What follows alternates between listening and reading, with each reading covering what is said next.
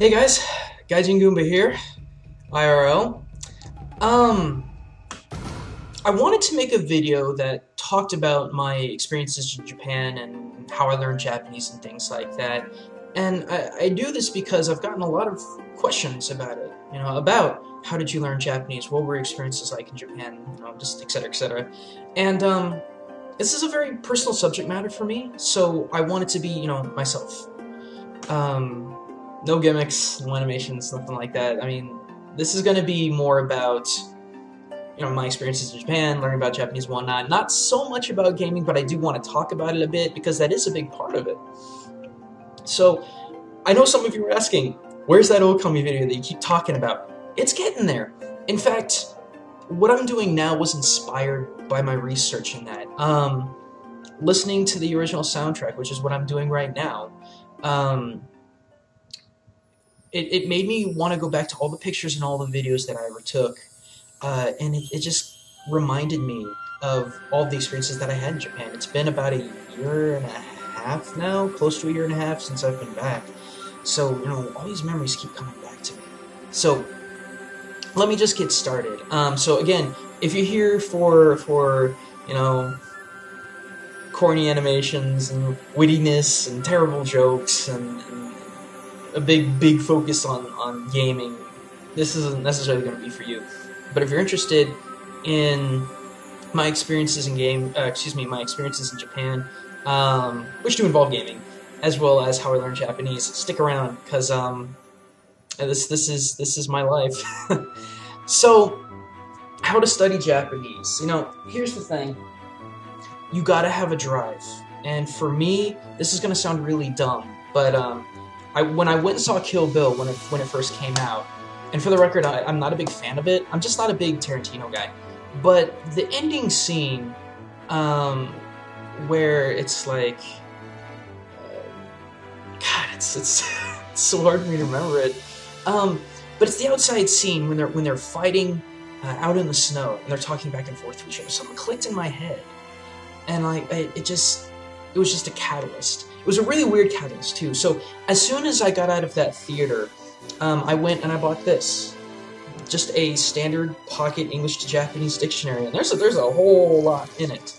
There's also, aside from normal words, there's grammar and such. I don't even know if you can see it from there. But, yeah, that's how I got started. I did eventually go to school for it, but the personal drive is what gets you started. And you've got to want to know it more than just really simple reasons. Like, for me, I think the catalyst was I've been growing up with video games since the age of 6. So, if you've seen any of my videos, you know that there's sprinkles of culture all over the place. And then it moved on to anime and manga in my high school days. And it just kind of all came together. I wanted to understand more. I wanted to understand all these name suffixes, like san, sama, dono, bozu, kunyan, chan. I mean, it just keeps going on. I wanted to understand, what a kotatsu is, what okonomiyaki is, what all of these different things. It was like, anime and manga was like this cultural window, and I think before it, video games were as well. So, let me talk about, where I actually stayed. I talked about it very briefly in my first video, which I need to go back and redo that. The audio was so terrible, but I lived in a tiny little inaka town, or a little countryside town called Kumono-cho in Mie Prefecture. I liked it. I liked it a heck of a lot more than the cities, and before that, I actually studied abroad at Kanto Gakuin Daigaku, or Kanto Gakuin University, for about 4 months. So I've had experience living in the Kanto region and the Kansai region, and I gotta say that the Kansai region is quite a bit better. For the same reason why I like the South just a little bit more than the North, that whole Southern hospitality thing. But don't get me started on that. So, what was it like? That's like 3 years, talking about 3 years, so that's a hard question to answer. But I will say this, every single day felt like an extreme. There was massive ups, massive downs. Massive ups being the people that I met, most of them at random. That was just a phenomenal feeling. The downs being the lonely life not really having a whole lot of close friends. I'll get into that sort of reasoning. Let's get into it now. Life in Japan can be very, very lonely because, and this can be, any country. When you are constantly living away from everything that's familiar to you, and in Japan it's drastically different. Like, I know a lot of you are thinking that Japan is just like a little America, only Asia styled, and it couldn't be further from the truth. I appreciated a lot of experiences that I had, but if you watch my dating sims video, you learn that my fiance back then left me, and to do that, and to have lost my grandfather, my lifelong pet, to not be able to go home to resolve those things because of the money that it would take and the time that it would take, it was really devastating. So, I mean, that's kind of the sacrifice, that you're giving up your comfort zone, and I do mean your comfort zone. For the people that would say, oh, it's so great to go to Japan because there's all these hot chicks and all of this fashion and culture and stuff like that, I'm like, get your priorities straight. I could rant on angrily about that kind of thing, but I'm not going to take up too much time. So where did I work? I worked at Kimono Koko, or Kimono High School. It's fairly small. It's like 3 buildings long. I'll throw up some pictures. And it was a good experience. I mean, the kids, they were good kids, but really bad students. I mean, Japan's educational system is structured around testing. If you test good in kindergarten, you get into a good elementary school. You take another entry test to get into a good middle school, another test to get a good high school, another test to get into university. Then you're set for life. Theoretically, that's changing though as time progresses and this economic downturn gets worse. But there were still good kids. I just was really frustrated with the work.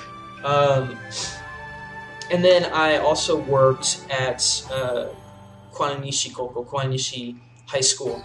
Those kids, they were more academic, but a heck of a lot more quiet. Like, if you ever get to Japan to go teach, never expect your students to ever say anything unless they have to. In the classroom, mind. Outside the classroom, they're little chatterboxes, but inside the classroom, there's this cultural dread of saying something incorrect or saying something bad, even if they didn't expect it. And no matter how many times I told my students, don't worry about making mistakes, they still would never talk. So never come back from Christmas break saying, what did you do during Christmas break? You're not going to get a response. Also, something to mention really, really quick is that I've said this on Twitter a couple times before, but yes, it is very true that Japan, even though it's an innovator for technology, they don't necessarily use it. Back in Kono High, we were still using floppy disks. Yeah, floppy disks. It could hold maybe 2 megs floppy disks to transfer information back and forth. I think me and 2 other people were the only ones that actually utilized thumb drives, and everyone used a laptop. So that was trippy to kind of go back in time when, just technologically speaking. More on that later if I can think of anything. So why did I go? It was a dream. It was a dream of mine to go to Japan to understand all of these things that I had learned in junior high and high school. Anime and manga being massive influences. And when I say anime and manga, I'm not talking about the rehashed crap that I keep seeing nowadays. I'm talking about Cowboy Bebop, Trigun, Tenchi Muyo. When it first came here, way back when. That was my big inspiration.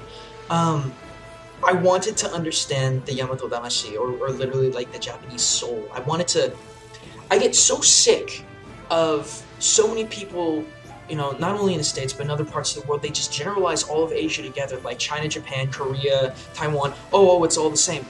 No, it's not! Not by a long shot. And I get so angry when I hear people, especially Americans, U.S. citizens talking about, oh, it's all the same, in comedy or otherwise. And I told myself, I'm not going to be that guy. I want to be someone better. So that was a big point.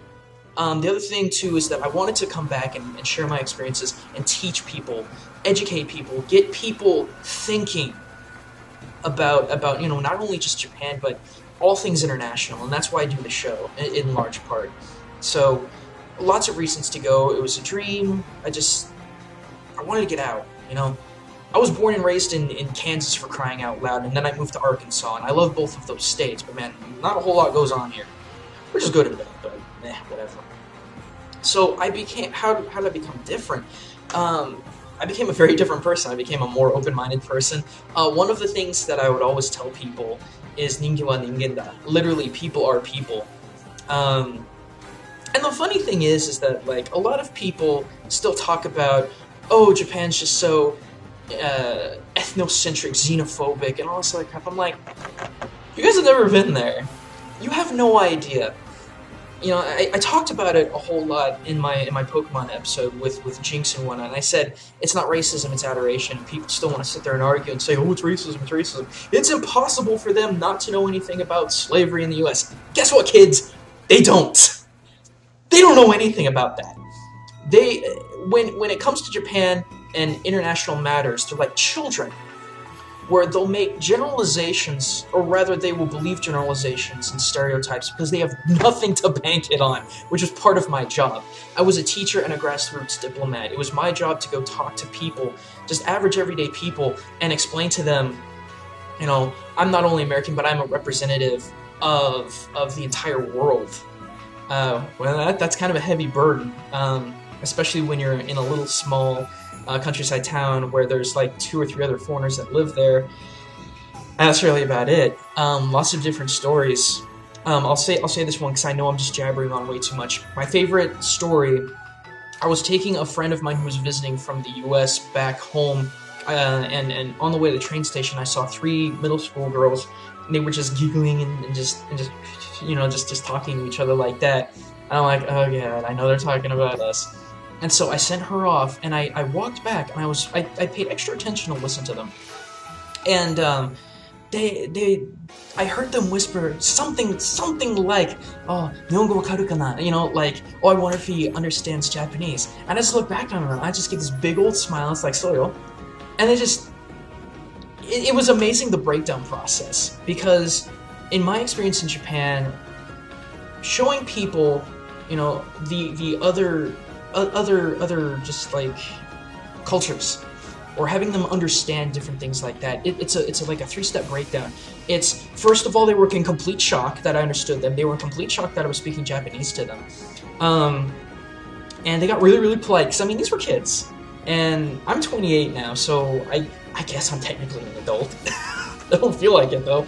And they were very, very respectful.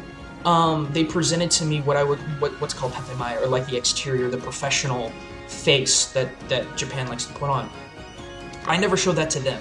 I always showed my honne, my personal, the me. I never dropped away from who I was personally, because I wanted to open that door for them. And eventually it did. They were laughing with me. After a while, they were laughing at me. They were giggling. They were making jokes. They were making fun of my fat. Also canches. Whatever. But the coolest thing was when I was walking out, there was an intersection, like, because the train station's kind of in this little hovel. And when they turned around, I heard honking. And I was like, oh god, what do you want? I look back, it's those 3 girls hanging out this van, waving at me. And I'm like, that is what I'm here for. Sorry about that. I get a little excited when I talk about this kind of thing, as you can probably tell. So yeah, that's how I became different. That's what I learned. Why did I stay? I originally went to Japan. A lot of the big influences, like I said, was anime, manga, things like that. But the reason I stayed was the people. And this is kind of me going full circle back to, the Okami episode research inspired this, is that none of the cosplay contests, none of the conventions, just none of the arcades, none of the shops, none of the bars, none of the girls, nothing topped my experience than the everyday pleasures that I was able to have. A couple things stick out in my mind.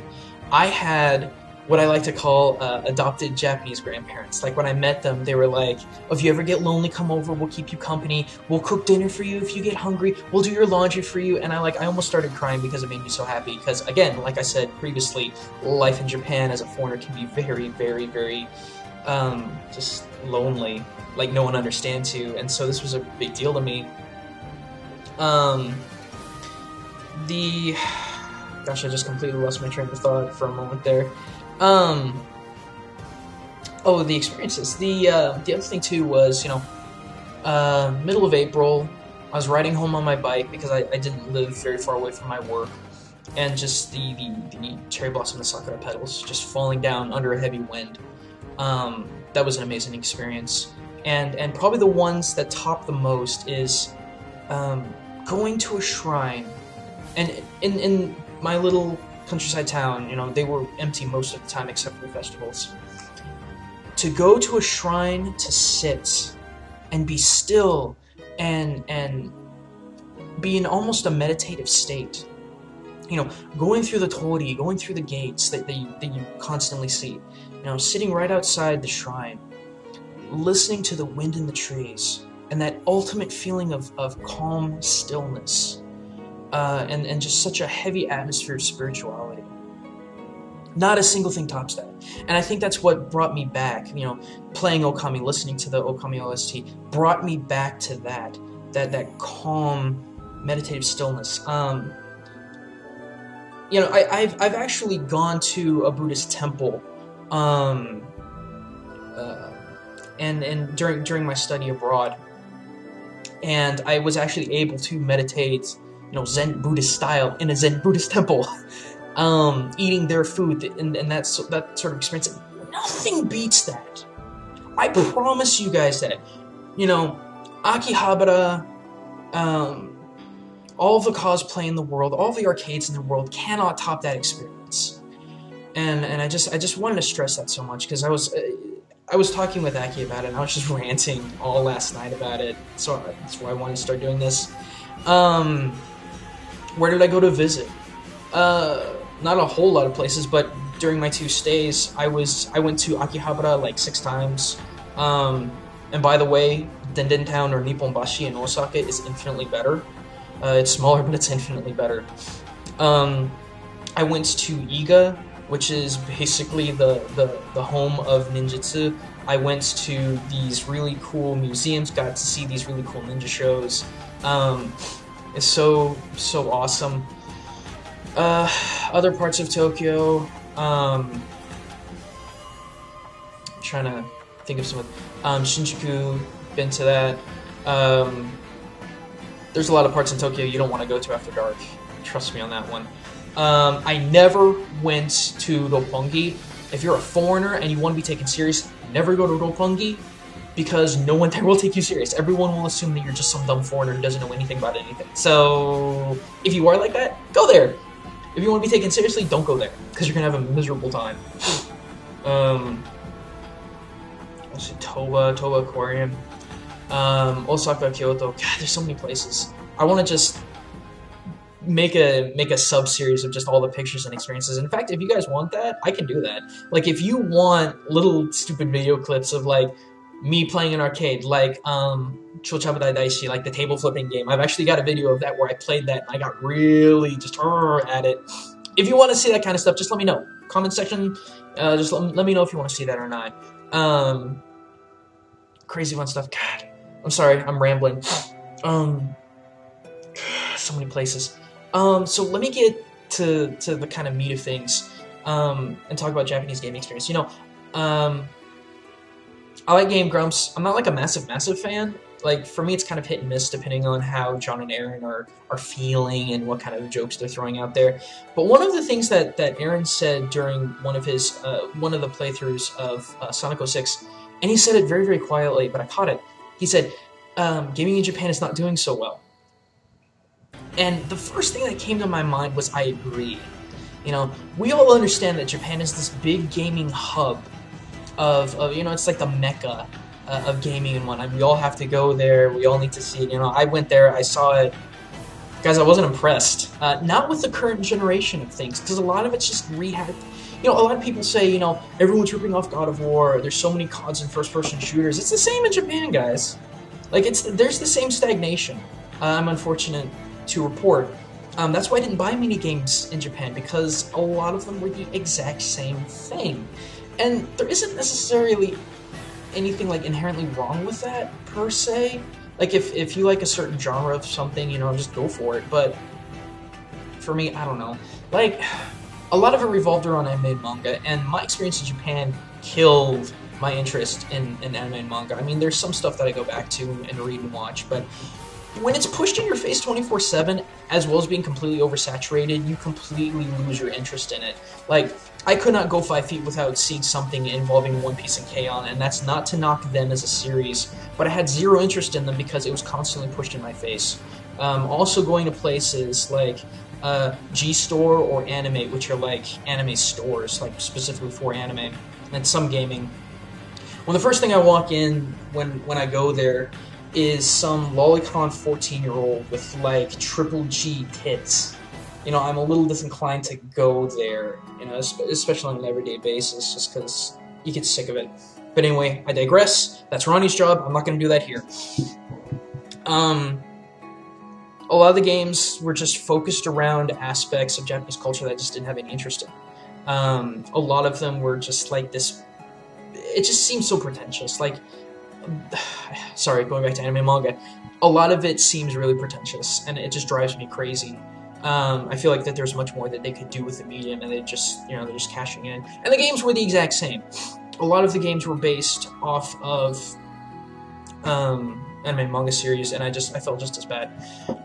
But the other thing is that games in Japan are becoming less and less interactive. It's becoming more and more about how they look and memorization. I can't remember what it was called, but and I'll go into more detail because I do want to save this for an episode of Game Exchange. Like the arcades in Japan, I don't know what kind of crap people have been feeding you. They're not any better, and I would actually say they're a little bit worse than the arcades here in the States. And I say that because half of all of them, if not, in some arcades, all of them, are nothing but UFO catchers, which are crane games, essentially. That's it! There's a lot of gambling as well, which blew my mind. But, I mean, there's Street Fighter 4, there's arcade cabinets, there's old arcade cabinets. There's, you know, Gundam vs. Gundam Next Plus and vs. Extreme. There are good games. It's just, there's not enough of them. There are a handful of exceptions where, you know, there really is a big focus on arcade cabinets. You know, I found a lot of those in Nagoya and Osaka, but a lot of the ones that, you know, the majority of them are so uninteractive. Rhythm games and crane catching games are all the rage over there, and that's not a really, for me, that's just not a very fun experience. There's this one game, I swear, it's Simon Says Cubed. Literally, it's a cube. And you listen to music, and there are little prompts that pop up all over the place. And you have to just hit them, you know, on the tops and the sides and whatnot, in rhythm. And if you like rhythm games, fine, but damn, they're everywhere. What was another one? There was another one, and it's got Miku Hatsune in it. And I know some of you like Miku Hatsune. If you like her, that's fine. I respect the concept, but her voice is so creepy because it's completely computer synthesized. But it's a little prompt game where like little icons and such will be coming across the screen, and when they find like little outlines, when they meet, you have to hit a button. There's a lot of games like that where you just button. I mean, it's not even a simulation of playing an instrument. It's just you push buttons in rhythm. And I was a big DDR guy. In fact, I was a part of a DDR crew in Japan. And I know you guys are saying, well, I mean, that's fun, but I mean, DDR and doing this is kind of different because you're not getting your body involved. You're just. But again, if that's your kind of thing, great. But I mean, if you are going to, if you're expecting Japan to be this big innovator in the arcade culture and whatnot, I don't know. I just don't know about that. They're just. So, anywho, I'll get into more details about that. I'll actually do some research on that. And again, if you guys actually want to see some of my stupid behavior in these Japanese arcades, like Chotaro Daishi, and then Rhythm Heaven Fever, stuff like that, I can do that, no problem. But what did I love the most? And I'll wrap things up here. What I loved the most was the people. The people really made the experience for me, and you know, the landscape of Japan is absolutely beautiful. Going to all these different shrines, seeing all these different things, I had an experience that very few people get to have, especially as young as I was. I was 25-ish when I went to Japan, and the experience there was just phenomenal. Don't get me wrong, but you know, at the same time, the people is what really made it. Like another big great experience of mine was going to this bar called Side 6. And if you don't know what Side 6 is, it's a Gundam thing. It's like the original Kido Senshi Gundam, or like Mobile Suit Gundam. It was a neutral colony where Zeon and Earth Feds could go to and not kill each other. But it was an amazing place with more amazing people. Like I would go there once every 1 or 2 weeks, and I got to know everyone there pretty well. Everyone respected me. In fact, when my mother came to visit, we were at this bar, and I was introducing her to Yazan, you know, the bar owner, and then some of the other waitresses and things like that. And there was this really angry salaryman that just came in. He was like, and he looked over at my mom, and my mom is a mom. Like that's her thing, is to be a mother. And she gave this motherly smile to this guy, and he soured his face a little more and immediately left.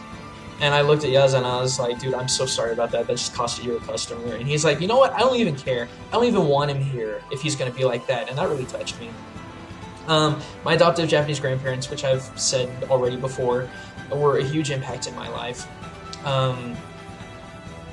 It's just the people. You know, that's why I want to go back. You know, I want to honeymoon in Japan, you know. It's just the money isn't there for that. If I could honeymoon in Japan, I'd make this big old video about it, and all the arcades and stuff and such. But I miss the people the most.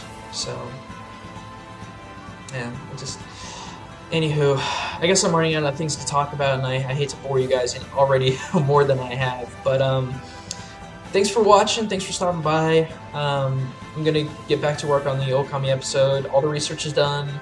All of the script is done. I just need to record it, edit it, and all that good stuff. So probably a week to 2 weeks, because my other jobs are picking back up in a couple of days, so I got to get back into that rotation. So hope everyone had happy holidays. Happy New Year's. Don't get too drunk. Don't do anything stupid. And I'll catch you guys next time. So this is Gaijin Goomba, signing out.